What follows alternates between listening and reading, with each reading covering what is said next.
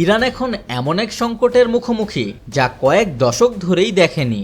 অভ্যন্তরীণ অশান্তি, অর্থনৈতিক অস্থিরতা, সাথে মার্কিন ইসরায়েলি চাপ। এমন পরিস্থিতিতে একটি দেশ কতটা স্থিতিশীল থাকতে পারে? জনগণ কি সরকারের প্রতি আস্থা রাখতে পারবে, নাকি আবারও বেছে নেবে বিদ্রোহের পথ?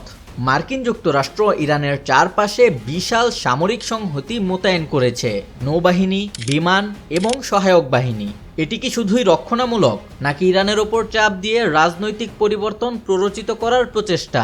2025 সালে ইসরায়েল আমেরিকা যৌথ পরিকল্পনা অনুসারে ইরানের শীর্ষ নেতাদের লক্ষ্য করে চালানো হয় আত্মঘাতী হামলা, কিন্তু জনগণ মূলত সরকারের পাশেই দাঁড়ায়। কেন আক্রমণ সত্ত্বেও জনসমর্থন কমে না? এখান থেকে আন্তর্জাতিক হস্তক্ষেপ ও জনমত সম্পর্কিত কি শেখা যায়?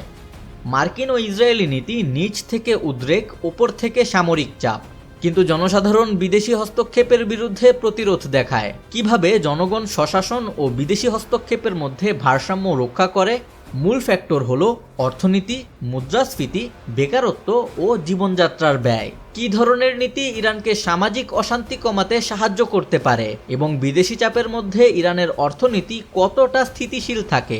সৌদি আরব, মিশর, ওমান, কাতার সবাই মার্কিন হস্তক্ষেপ নিয়ে রয়েছে দ্বিধায়। ইরানের আঞ্চলিক মিত্ররা যদি সক্রিয় হয়, তবে সংঘাত কতটা বিস্তৃত হতে পারে? প্রশ্ন জাগে, কে মূলভাবে অঞ্চলের শান্তি বা অস্থিরতা নির্ধারণ করবে? পরবর্তী মার্কিন ইসরায়েলি আক্রমণ হবে অস্তিত্বের যুদ্ধ। তাহলে ট্রাম্প কি কৌশল পরিবর্তন করবেন, চুক্তি নাকি সরাসরি সংঘাত? এখন প্রশ্ন হলো, আন্তর্জাতিক সম্পর্কের উত্তেজনা কখন নিয়ন্ত্রণের বাইরে চলে যায়? সিটিজেন্স ভয়েস, দেশ ও মানুষের সংবাদ।